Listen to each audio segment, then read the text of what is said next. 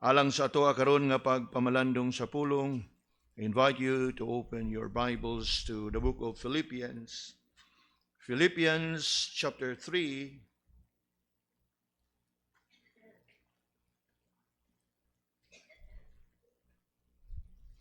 Philippians chapter 3. And let us open and consider for our meditation verse 1. Philippians chapter 3 and verse 1.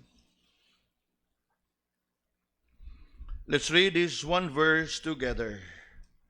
Finally, my brethren, rejoice in the Lord. To write the same things to you, to me indeed is not grievous, but for you it is safe. If we are to sum up our Christian life in 4 words, perhaps daghan tag mahuna-hunaan. Maybe we can think of sinners saved by grace. Nindot pod kayo nga sumada sa ato ang Kristohanon nga pag kinabuhi. Sinners saved by grace. Apan niining kagabion, I'd like us to consider as we reflect upon what best summarize our Christian life. I believe among them would be this phrase that is so familiar to us, found in the book of Philippians. And what is that phrase? Made up of 4 words. Rejoice in the Lord. Rejoice in the Lord. In fact, that is that phrase that is so common in the book of Philippians. Rejoice in the Lord. As we reflect upon this phrase that the Apostle Paul has written, I'm sure when you think about rejoice in the Lord, lukso na ita Philippians 4:4 na. Di ba no? But I don't know if you are aware of it, it is actually found 4 times in the book of Philippians. Pero familiar gyud kay ta sa Philippians 4:4. Now, before Philippians 4:4, there is Philippians 3 verse 1. Tanawa diha. Finally, my brethren, rejoice in the Lord. Yes, here in our text is one of the best possible phrase that we can think of that would describe our Christian life. For this marks our spiritual life in a sense nga mao ni mag-characterize ug maghulagway sa atuang tinud-anay nga espirituhanong kinabuhi.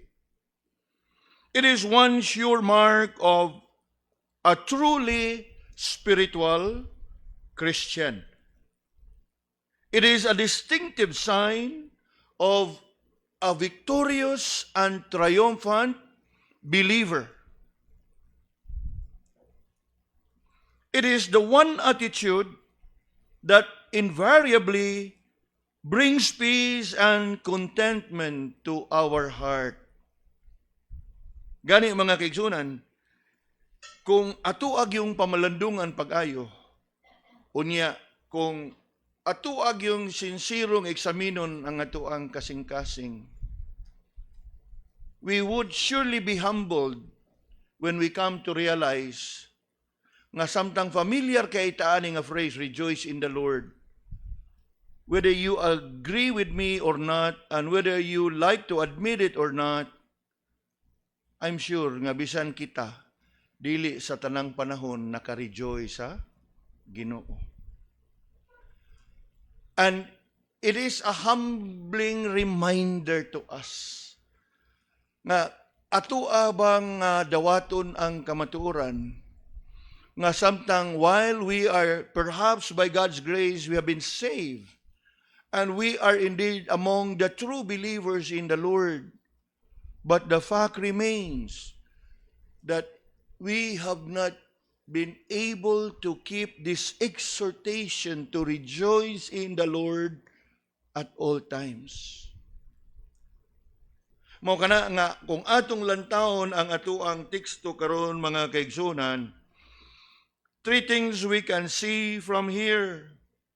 The very first is it is a constant exhortation.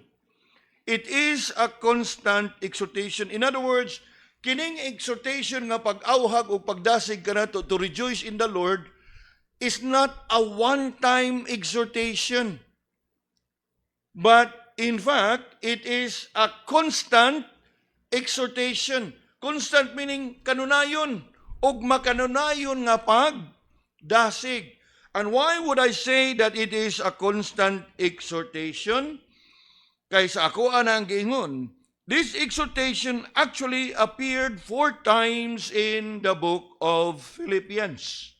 In fact, before I bring you the 4 occurrences of this phrase, I want to bring to your attention that the word rejoice appeared or occurred 10 times in the entire book of Philippians. It appears 10 times. And that is not including the verses in which we find the word joy. Now, I give you example. If you look with me in verse 17 of chapter 2, there is a mention there about the word rejoice, and then there's also a mention of joy. Apan sa kunang gingon, kung ato lang kwintahon ang word rejoice 10 times, wa pay labot kung pila kahigayon ni gawas o ni appear ang word joy. Now, you look with me in Philippians 2 verse 17. Yea, and if I be offered upon the sacrifice and service of your faith, I joy and rejoice with you all. 18. For the same cause also do ye joy and rejoice with me. Apan ang akong gi-highlight diha lamang kaninyo, kay kung ato yung kwintahon, it appears actually 17 times. But the word rejoice lang yun, way labot lang ang joy. It appears 10 times. And it is of no wonder that Paul's letter to the Philippians is oftentimes called as a joy epistle. Because that's the main theme of the entire letter. But, as I said, the word rejoice appeared 10 times. And the exhortation, rejoice in the Lord, appeared 4 times. Una, lantaw na to in chapter 2 and verse 16. Ingon diha in verse 16, atong gilibasa bago lang ang 17 ug 18. In verse 16, this is what we read. Holding forth the word of life, that I may rejoice in the day of Christ. So, rejoice in the day of the Lord. Rejoice in the Lord. That is one. Now, we come to verse or chapter 3. Now, in addition to our text tonight, you will find it again in verse 3. Philippians chapter 3 and verse 3. This is what we read. For we are the circumcision which worship God in the Spirit and what? Rejoice in Christ Jesus. That also means rejoice in the Lord. Then, the more, or if not the most familiar in the book of Philippians, Philippians 4:4. Asa na to, mabasa na to diha. Rejoice in the Lord always, and again I say, rejoice. So kung atog yung kwintahon, kay ang Philippians 4:4, kaduha man na, kalima ni gawas ang rejoice in the Lord. Rejoice in the Lord. Unya, what is interesting about this, as I have already said, that it is a constant exhortation. Not only that it is a constant exhortation, meaning nga gibalik-balik, makanunay, continuous exhortation. It is also a repeated instruction. Again, the emphasis is gibalik-balik ug nganong gibalik-balik man na? Obviously, one reason that we can think of, ang butang gani nga ibalik-balik og sulti nimo unsa na? Importante, bililhon. And that is why, if you look at our text, ay tunga-tunga nga bahin, to write the same things to you, to me indeed, is not grievous. Nga, og sa ato apang punultihon, mura magkagsirang plaka, gabalik-balik, nang siguro ang mga batanon karon di na makarelate ani nga expression.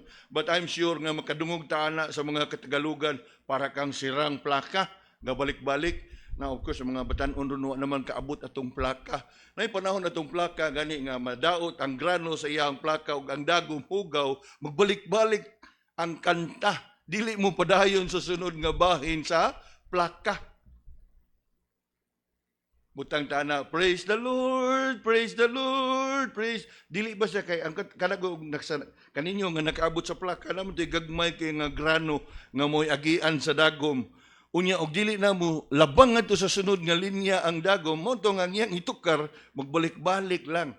Unya mo na siya ta expression sa Tagalog nga para kang sirang plaka, kay nga balik-balik, kay di naman siyang moabante. Pero niingon si Apostle Paul diri nga dili gyud nako kwintahon nga bugat alang kanako kung akong usab-usbon og balik-balikon nako ang pagsuwat sa pagdasig kaninyo to rejoice in the Lord. Tanawa ko na iyang gisulti das tungang bahin sa verse, to write the same things to you. Now obviously, what the Apostle Paul had in mind here are all the exhortation nga iyang gisuwat sa Philippians. And that includes that exhortation to the believers to rejoice in the Lord always. Unya, unsa yang gisulti diha? Notice with me that it is indeed a constant exhortation and a repeated instruction. Nga naman, ingon siya diha, to write the same things to you, to me indeed is not grievous. The word grievous there simply means it's not troublesome. It's not a burden to me. Alang kaniya, ingon siya, dili nako naisipon nga paghago o bugat kay na para nako ang pagbalik-balik. In fact, ako nang kalipay nga balik-ibalik tugtudlo ninyo kay ngano man, because it is not just a repeated instruction, it is also a beneficial application. Beneficial gani makaayo. Asa na to makita sa katapusang bahin. To me indeed is not grievous, but for you it is safe. Safe there simply means nga makaayo ni diha ninyo nga kanunay tamong painumduman niini nga mga pag-awhag ug pagdasig to rejoice in the Lord. And true indeed, here is something in which we are so familiar. Rejoice in the Lord, rejoice in the Lord. But how are we doing in this area of our life? Kumusta man ta niining dapita sa ato ang kinabuhi? You know, when the Apostle Paul here says, rejoice in the Lord, it is an all-inclusive exhortation. That means that when we are exhorted to rejoice in the Lord, nga way sumpay, that means that in whatever situation and in whatever circumstances in life, you must learn to rejoice in the Lord. Now, again, I believe nga we are too familiar with the expression, especially kung naata sa kalipay, naata sa kadaugan, naata sa kalampusan.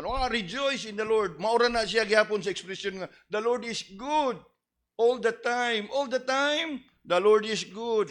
Pero og naanas kasubo, I wonder how many of us will be able to shout aloud, the Lord is good.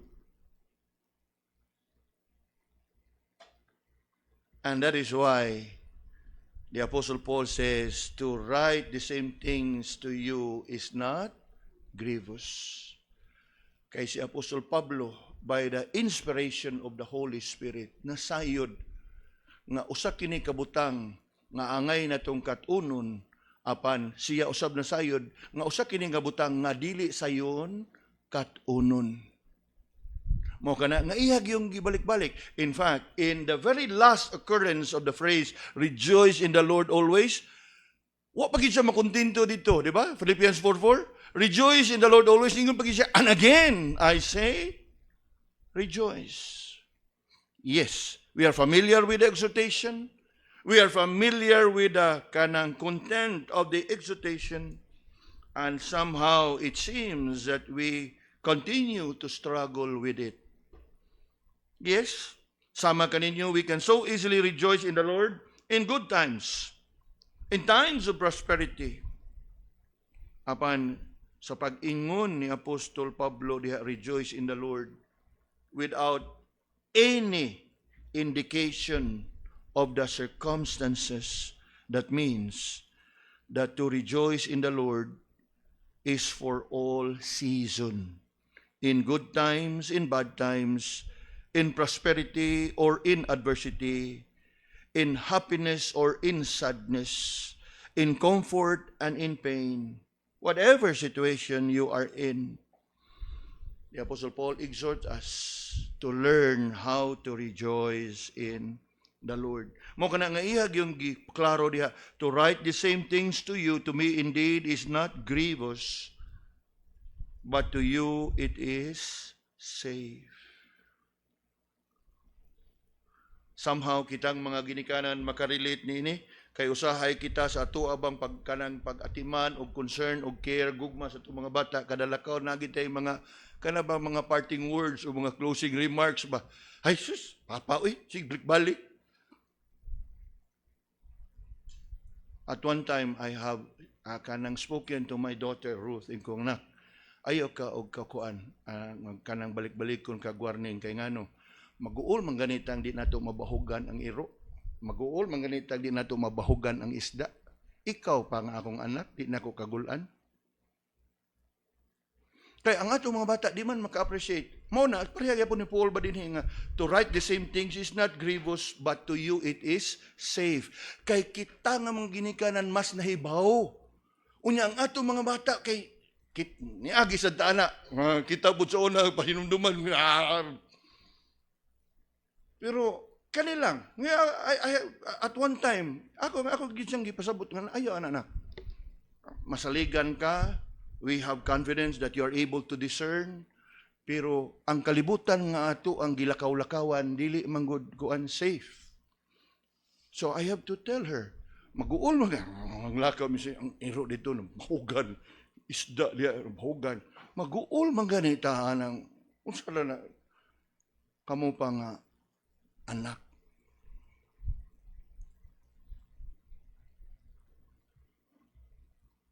Kay, well, wala naman agion na itong inisog atong mga anak, it's useless. I'd rather nga we will take it in the kanang gentle way ba, mabutang ba, and we can only pray nga ma-absorb sa ato ang mga bata. It's not about kanang clip, kanang ato sila nga gigaw nga, gikuha, no.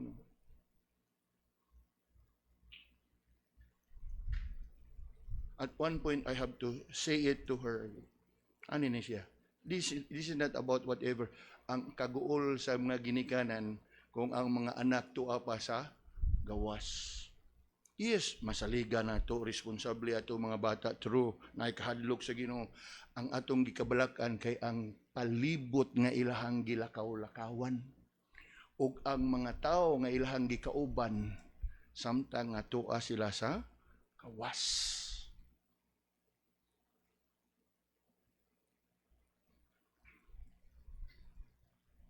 Nga kung kinahanglan balik-baliko na to ang pagpahinumdum, pagpahimangno sa kadaadlaw. Ingon diyan ni Apostle Paul, is not grievous, is not a burden. If that is what it takes nga kanunay na itong mapahinumduman ang itong mga anak, we should be doing it. Nga naman, you look at the verse. To write the same things to you, to me indeed is not grievous, but for you it is safe. a constant exhortation, a repeated instruction, and a beneficial application. Sila gyud makabenepisyo ani dili kita. Sa sige na to sa mapagaw tagbalik-balik, dili kita para na sa ilahang kaayuhan. And no wonder the Apostle Paul, tanawa ra gyud ang giingon ni Apostle Paul diha in verse 1, finally, my brethren. Pero kung imong ingnon finally, napagani chapter 4.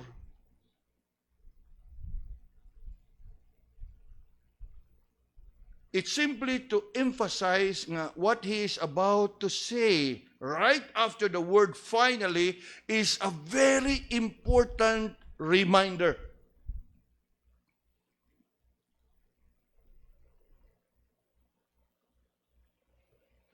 Unya, siguro ang pangutana karon, why would the Apostle Paul be burdened to say it again and again? To say it over and over again? Obviously, ihag yung gisulti diha ang purpose ug ang benepisyo. To write the same things to you, to me indeed is not grievous, but for you it is safe. It is safe to hear it constantly. It is safe to receive it continually. And it is beneficial if we take heed of it and obey it sa ato ang mga kinabuhi. Unya, unsa na nga mga pagdasig? A very simple exhortation, but again, sa akong nangingon, too challenging, if not difficult to obey. Rejoice in the Lord. Ingon diha, my brethren, rejoice in the Lord.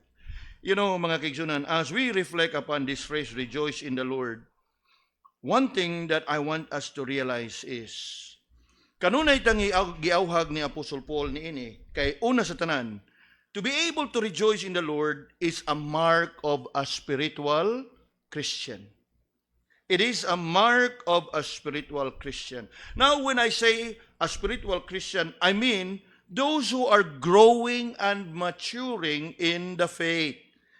Now, of course, we know very well nga ang tanan magtotoo is indwelt by the Holy Spirit. But not everyone that is indwelt by the Holy Spirit are growing spiritually. We know in Paul's letter to the Corinthians that there are Christians whom he considers as carnal. Carnal in a sense that they are immature, childish. And so when you come to a point that you are able to rejoice in the Lord, usana siya katilimadon that you have been by the grace of God growing and maturing in the faith. Yes, this is in contrast to the carnal, immature Christians whose life is characterized more about murmuring, grumbling, and disputing. Murmuring, grumbling, and disputing. Maunay naghulagway sa mga carnal or immature believers. In fact, if you take a quick look for a while in Philippians chapter 2 verse 14, maunay pagdasig ni Apostle Paul diya sa mga magtotoo sa Filipos. Philippians 2:14, do all things without murmuring and disputing. Nga naman, kay kanang murmuring and disputing are the characteristic not of a spiritual Christian, but of a childlike, or a childish or carnal, immature believers. And it runs contrary and is opposite to a mature spiritual Christian. Nga naman, because the mark, and one of the marks of a growing and spiritually mature Christian is that of being able to rejoice in the Lord regardless of the situation.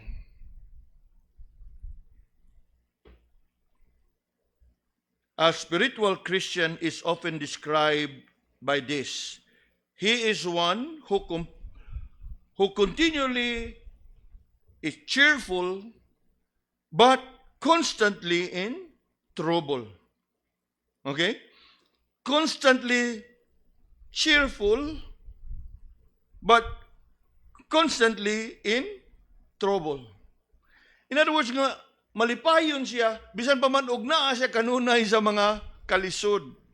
Malipayon siya, bisan pa man og naa siya tubangan og taliwa sa mga pagsuway. Okay? A spiritual Christian is often described as such, continually cheerful and constantly in trouble. Now, sagad na atong madungog sa katawhan, even from among Christians. Brad, kumusta ang kinabuhi? Kadungog siguro ta ng expression nga, hay, ang kinabuhi, murag bingka. And you know what? Pag hulagway na ganing murag bingka, na ikayos ilawom, naapoy kayo sa babaw. Unsa man lang nga paghulagway, nindot o murag salimuot? Di ba murag masalimuot nga paghulagway? Nga you are in the midst of tribulation. Apan ang God tubo nga magtotoo. Growing spiritual Christian is one that is able to rejoice in the Lord despite the circumstances. Sa kuan ang giingon kaganiha nga samtang kita tanan magtotoo, familiar kayo nini nga pagdasig ug mga pag-awhag ni Apostol Pablo, apan dili kitang tanan familiar sa pag-apply niini. Kay bisan sa atoang kaugalingon, dili sa tanang higayon, we can rejoice in the Lord always. Nagi mga panahon nga mapukan tag mapildita. Og ayaw og kagul og kabalaka. Kay di ka, wa ka nag-inusara ni anang dapita. We share the same struggle. Ang nakanindot lang kay kanunay tang gipainumduman ni Apostle Paul. To write the same things to you is not grievous, but it is safe. Mura pag ningon sa Apostle Paul nga, hangtod nga di gyud ninyo ni katunon, balik-balikon ako ni pagdasig diha ninyo. And why would the Apostle Paul say it that way? Because he knows so well that while it is so easy to hear it, rejoice in the Lord, memory verse, paborito kayo, rejoice in the Lord, mubo naman. Pero ang pag-apply na sa itong kinabuhi mo'y lisod. Mo kana nga, when I say to rejoice in the Lord, it is a sure mark, one sure mark of one's spiritual maturity. Unya, ang nakanindot pa niini mga kaigsunan, as we reflect upon rejoicing in the Lord, it somehow sends the right testimony and a good testimony to the people around us. And one that is, I would say, a challenge. Nga naman, kay bisan ka nato nga mga Kristohanon, people who know us from the world would seldom find us joyful.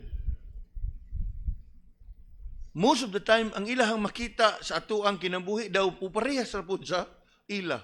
Nga sa kaguol, magulanon. Gani siguro, naiuban, subo man, pero nabay uban, mas grabe pa hinuon ni sila murag mo struggle kaysa nato. So we are sending a wrong message. You think about worry, mas dali, mas ingon pa nato, sila makakita, mas grabe hinuon ni silang maguol kaysa nato.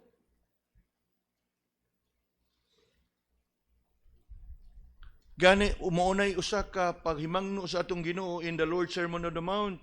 Take no thought over this, because these are the things that pagans thought of.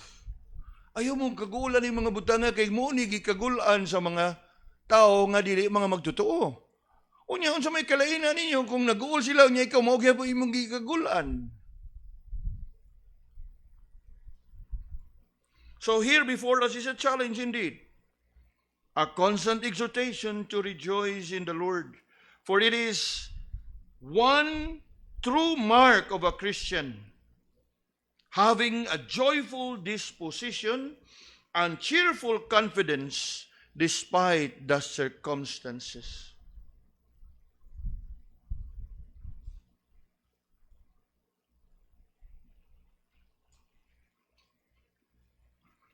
Unya, asa man ni siya nakabase. It comes as a result of one's total confidence in the Lord. Total confidence in the Lord na ato sa ni siyang sabton pag-ayo mga kaigsunan. When we say total confidence in the Lord,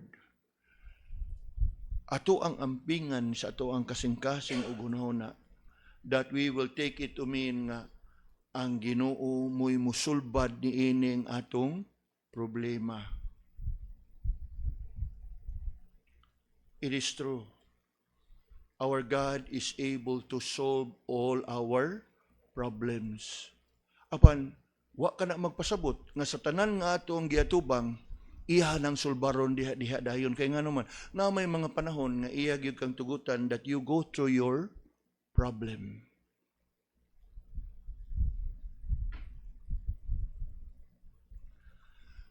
In our morning devotion sa Care Ministry, we are having a series from the book of Habakkuk.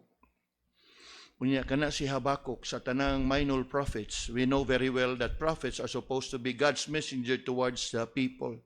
Habakkuk is different because instead of speaking to the people on behalf of God, he speaks to God on behalf of the people.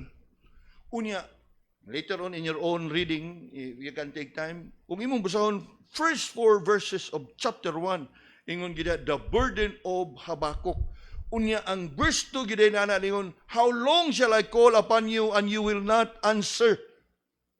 Imang ka ng pagkareklamuhan niya sa Ginoo? Yes. Okay, tagaan ito mong chance. Mas abri ka diyot. Habakkuk in the Old Testament. Ang una ganyang pangutan na yun, how long shall I call upon you and you will not answer? Makaingon ka, propita, bakani, dili.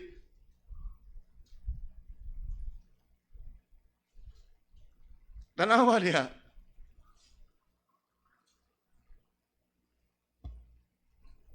Na, di ba? Unsay gipangutanan niya diha? How long? Tanawa diha, chapter 1, verse 2. Verse 1 palang daan, bugat na kayo na. Nga naman, verse 1, the burden.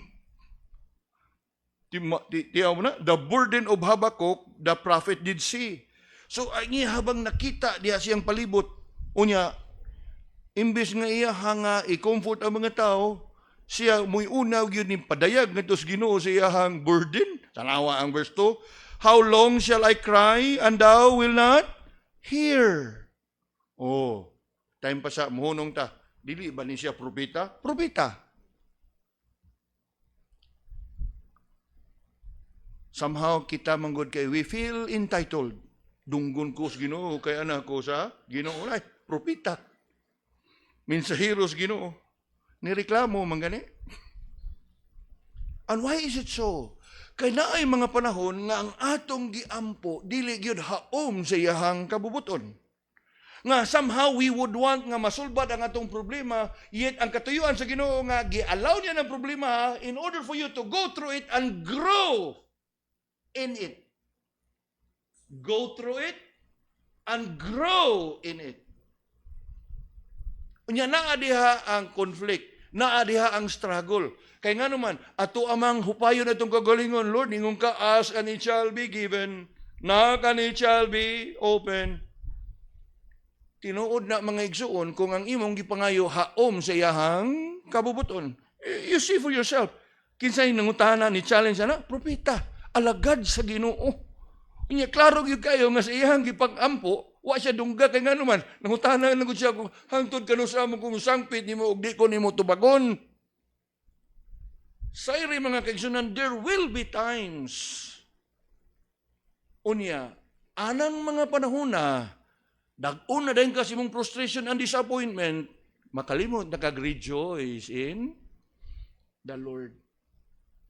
Gani, punan pa na ito ha, nadili sa bako katong teksto ha, pero para lang makasabot ba mo. Tanawa ang verse 3. From the how question, niabot siya sa why question. You look at verse 3, Habakkuk chapter 1. Why dost thou show me iniquity and cause me to behold grievance? Samok binuuning niabot, Lord. Nagampo ko kalinaw. Nagampo ko og kahapsay. ug nganong puno na minon kasamok ang ako ang nasugatan. Mao kana mga kaigsunan, balik ta sa ato ang pamalandungan ha. To rejoice in the Lord is to be able to rejoice in Him regardless of our situation.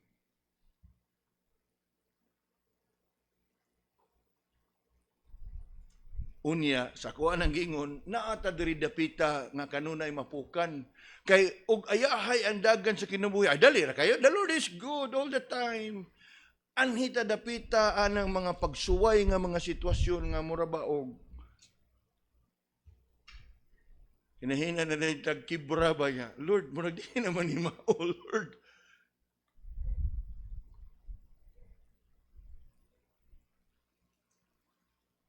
Mao ka na nga, I hope nga, sa hinahinay ba, nakaangkon ta katinawan, maogi di ay nga gibalik-balik yun ni Apostol Pablo ang pag-awhag nga rejoice in the Lord. Kay nga naman, easy to remember, easy to recite, easy to memorize, but difficult to apply.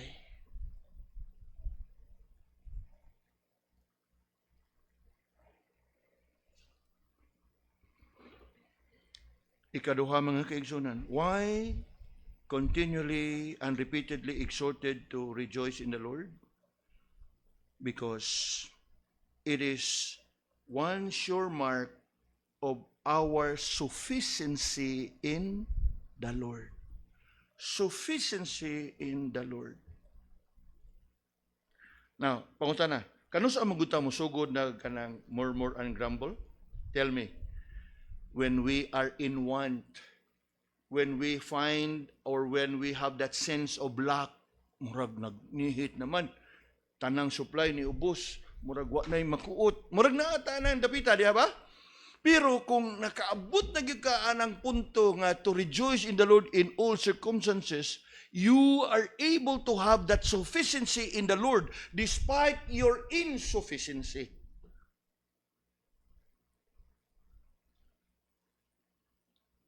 Nakuha na ito mga igsoon? Kana bitong moabot na yun nga sa kawadon, literal nga kawadon, financial, material. You know, grasya sa Ginoo, mao gyud ginay akong gikatunan og padayon ko nga gitudloan sa Ginoo. Kana bitong mga panahon nga mag-abot ang mga balayronon, tubig, unya kanang tuition, unya mga libros, mga bata. Gani, na yung mga panahon no say nga mingon, Rod, pa, makatika ako exam. Kay sa ilaha, dili man makaprint out sa ilahang eskwelahan, dili man mo print out o dili ni mo mabayran ang ayan nga amount nga mong bayran. Ingko nga, the Lord will provide.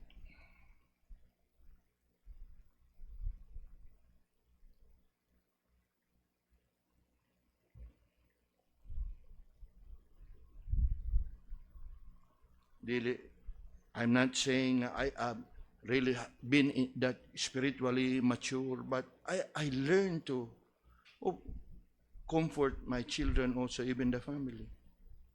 The Lord will provide. Kaya nga naman, ang typical na ito nga response, kadagan na ko, ay samog-samog na. Kadagan na ito ginauna. Unya na na. Kano sa mga exam? Yung mapuno ka sa stress o tension ba? Nga naman, kay you don't feel sufficient in the Lord. Ang imong gibati, ang imong insufficiency, given na siya igsuon, kay on our own, we are never sufficient. Ngayon nga naman, ang atong kasing-kasing is discontented. That's why we always strive for more. We always strive for more. Unya, wa man limitasyon kayo. Sige kag panlimbasog, sige kag panlimbasog. Kanang giingon bitaw na to nga pangkabuhayan, pamugas ni. Tinuod na. Pero kung okupado ka kanunay ana, unya nawa na ka imbis nga ato kaning idangop sa Ginoo be. Una nga murag tension kanunay ang bation sa imuhang kasing-kasing because you are chasing after this. Now, wa ka masayod ang Ginoo nga mo na imong panginahanglanon? Of course, nasayod siya. Dili ka maya nga, mahunong ko na tabi. Ato yung kanin siyang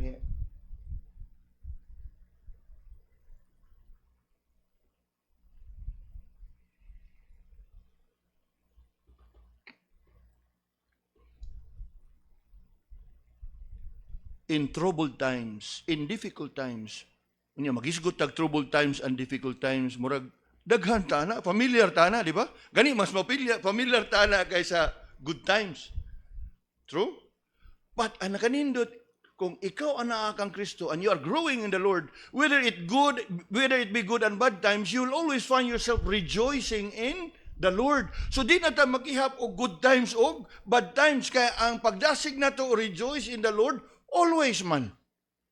Pero kung ato yung muhunong taga-Diyot ug atong eksaminon natong kagalingon sa kada adlaw, what is it that do we face? Good times, bad times? Mas daghan ang bad, oy. Kaya hain lang kayo, bulahan ang tanan, bulahan kay igsoon ug wa gyud adlaw nga way bad times. Di ba? But the point ni Apostle Paul dirhe nga you learn to rejoice in the Lord in whatever circumstances. Nguna nga regardless of circumstances, di na ka mag-ihap.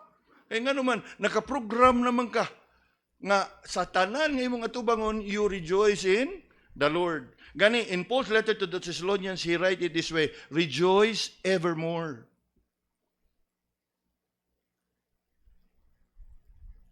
Nga naman, to be able to rejoice in the Lord is a sure mark of one's sufficiency in the Lord. Remember what David said in Psalm 23 verse 1. The Lord is my shepherd, I shall not want. Sa ato pa nga, there is that sense of sufficiency and there is a sense of satisfaction in all that the Lord will provide. Og tungod niya na, malipayon ang imuhang disposisyon sa kinabuhi. Bisan pa man tuod, og naa ka sa mga pagsuway.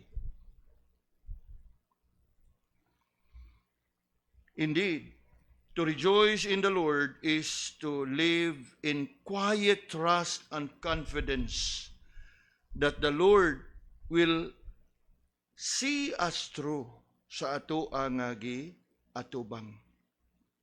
Yes, we are not discounting the fact that He is able to deal with our problem. Given man na, kay wa gyud imposible sa Ginoo. Pero buot sa natong sayron nga bisag mahimo na sulbaron sa Ginoo ang atong problema, sayri nga naay sitwasyon nga siya mismo mo'y naghatag nato og problema. Gialaw niya ng problema haron nga matistingan ang atong pagtuog, pagsalig ngadto kaniya. Og mao ni sitwasyon ni Habakuk. Kaysa human yang pakiglali sa Ginoo, how long, why, gitubag siya sa Ginoo in chapter 1 verse 5. Giingnan siya nga dong. Kadungog ko sa imong pag-ampo. Nahitabo lang ang imong pag-ampo, wa mahaom sa kong katuyuan. Kay niining tungura, I'm going to deal with the sin of the people and I will send them to captivity. Gani interesting kay ng book of Habakkuk. Unya, kung ikaw nga anaa sa pagtuo o hugot ang imong pagtuo, how should you react? How will you respond? Kantan lang ita, di ba? God never moves without purpose or plan.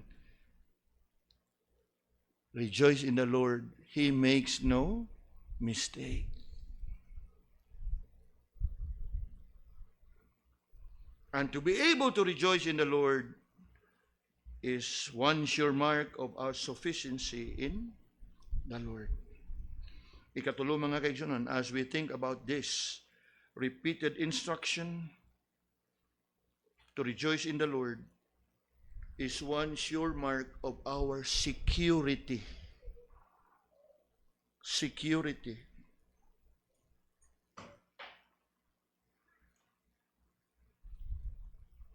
There is nothing new about this experience. It is the experience of all the believers of every age. As we think about God's people in the Old Testament, all those characters, makita nato how they lived their lives facing all the trials and difficulties nga naay kalinaw, nga naay kalipay diha silahang kasing-kasing, because they have that sense of security. How many times you have come across verses in the Bible, particularly in the Old Testament, fear not, for I am with thee.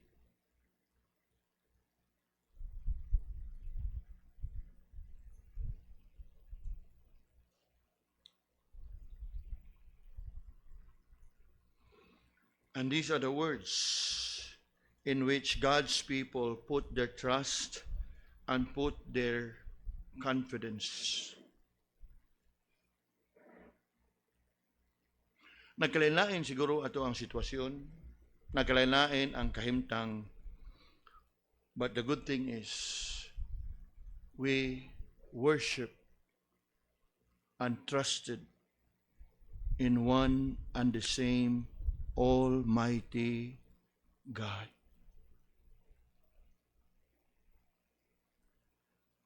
That whatever your circumstances may be, we can actually rejoice in the Lord.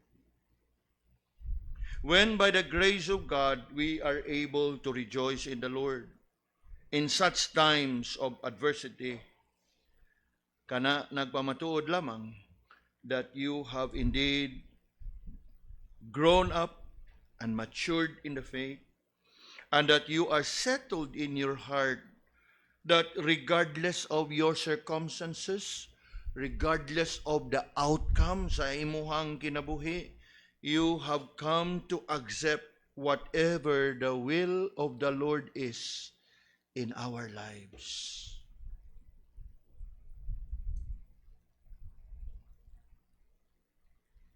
Nga naman, because when you come to a point that you are able to rejoice in the Lord regardless of circumstances, it is one evidence that you have reached that height and level sa imuhang Kristiyanong pagkinabuhi, that you have completely surrendered your all, that you have yielded in total submission sa imuhang kinabuhi ngadto sa Ginoo.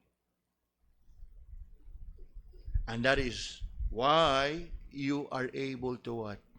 Rejoice in the Lord. Now, why dautan og atuan ning memorization, why dautan og ato ning kantahon, pero nindot kayo nga ang atong gi-memorize ug atong gikanta, ato bang ma-apply sa ato ang kinabuhi? Nga bisan pa man og dili ta kaingon nga rejoice in the Lord, sa ginalang, basta kay naa si mong kasing-kasing, malipayon ka sa imuhang kahimtang. Karon, ang challenge is, when was the last time that you have rejoiced in the Lord sa lisod nga kahimtang nga ato ang giatubang?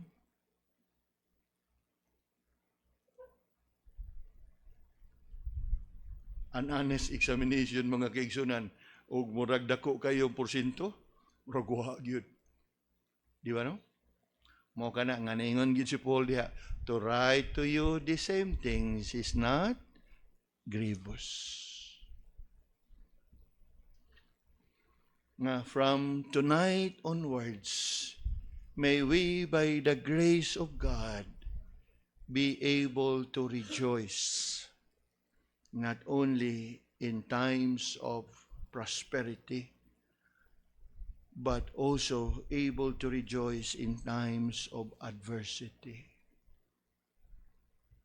in pain, in weakness, in sorrow, in grief.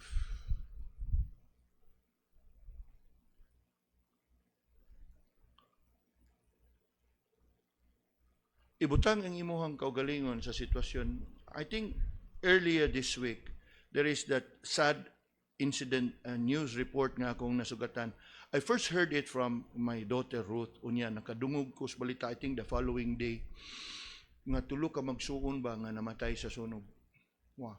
Ang kamagaw nga 6 anyos niya, ang mga manghod, of course, younger, below 6. I don't know, og sakto ba itong kasayuran nga na-interview ang papa, nga iyan ang nagawas ang mga bata. Somebody has brought the children out sa ilahang bahay. Pero papa ba ito, og iyang tiyo, nga nangita og ilahang kasakyan. I don't know, ngano pong gibiyaan po. Unya kay, ang mga tao nga na sa palibot nga, asa imong ipangita nga sila riya, saka mo balik sa iyong bahay. So nanakataon sila sa bahay balik.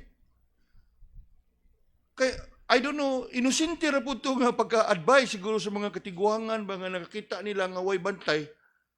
Panaka mo sa iyong bahay. Unya, tulog ka bata na nakapag balik.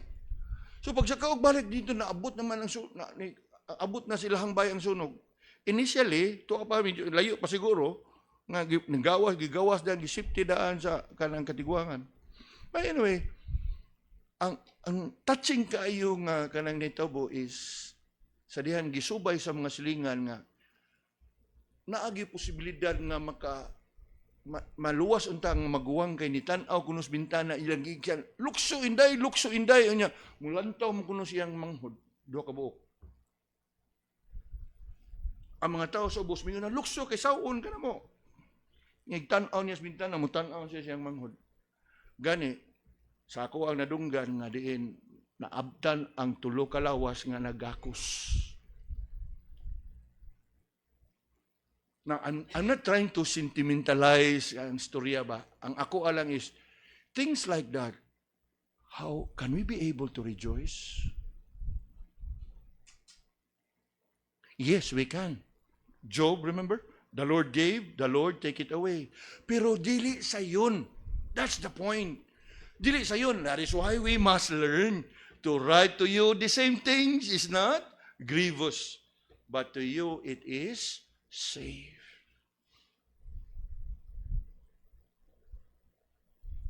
Nga di na lang punta ba kung ikaw nga naminaw lang sa balita ba matandong mo sa gud imong kasing-kasing kaway po agmod sa mga silingan ug kinsa mo to ningon nga sa kagbalik kay sunog kuno dito na hinuon na abtan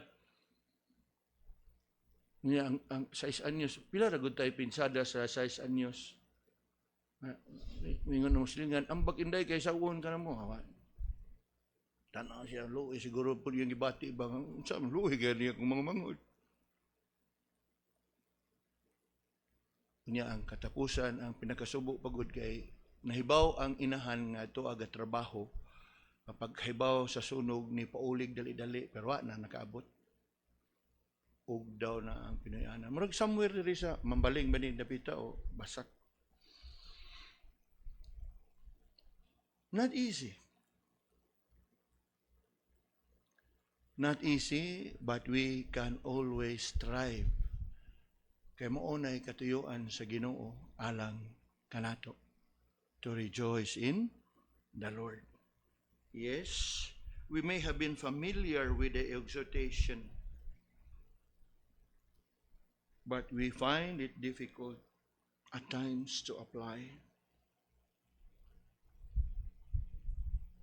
And somehow, in situations like that, I'm sure nga the Lord will be gracious nga iharapot tayong i-comfort. But then again, we need to learn and reflect upon that exhortation. To write the same things to you, to me indeed is not grievous, but to you it is safe. Lord, thank you for tonight's meditation. Indeed, we're too familiar with that expression. We're too familiar with the terminologies. We're too familiar with the saying, with the words. Yet, we still continue to struggle in our practice. Help us, O Lord, that having heard it time and time again, may we be able to apply it and make it, O Lord, that we can bring ourselves to rejoicing regardless of our circumstances.